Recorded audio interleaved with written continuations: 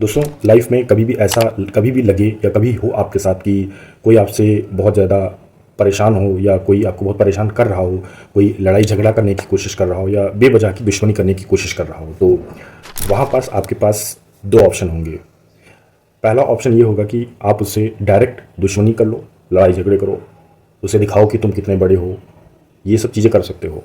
दूसरा ऑप्शन ये हो सकता है कि तुम उससे बिना कुछ बहस किए, बिना कुछ बात किए, उसे अपनी भाषा में लड़ाई झगड़ा किए बिना जवाब दो या बिल्कुल शांत रहो। क्योंकि अगर तुमने उसके उकसाने पे अगर वही चीज़ करने लगे जो वो चाह रहा था, क्योंकि वो चाह रहा था कि तुम उससे लड़ाई करो, वो चाह रहा था कि वो तुमसे दुश्मनी करे और तुम भी उससे दुश्मनी करो, अगर उसके उकसाने पे वही काम करने लगे, तब तो तुम उसके जैसे हो गए। तुम रहे ही नहीं, तुम तो चेंज हो गए ना। तुम तो अब वो इंसान हो गए जो वो था, जो वो बनाना चाहता था, वो तुम हो गए, अब तुम रहे ही नहीं। इसका मैं एक बहुत ही छोटा सा एग्जाम्पल देता हूँ। एक तालाब में एक छोटा सा जानवर पड़ा हुआ है, कीचड़ में पूरा, और उसके पास से आप गुजरते हो सफ़ेद कमीज पहन के।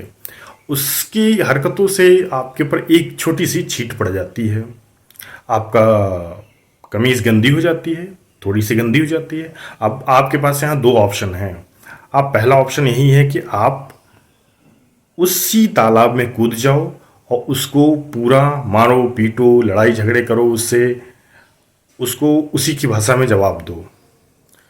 इससे आपके पूरे कपड़े गंदे हो जाएंगे, सफ़ेद पूरे गंदे हो जाएंगे। ये एक चीज़ है। दूसरा ऑप्शन यही है कि आप वहाँ से शांति से चले जाओ। जो एक छोटी सी छींट पड़ी है, एक छोटी सी छींट को आप साफ कर लो जाके, कोई दिक्कत नहीं है उसमें। तो हमेशा आपके पास लाइफ में ऑप्शंस दो ज़रूर होंगे।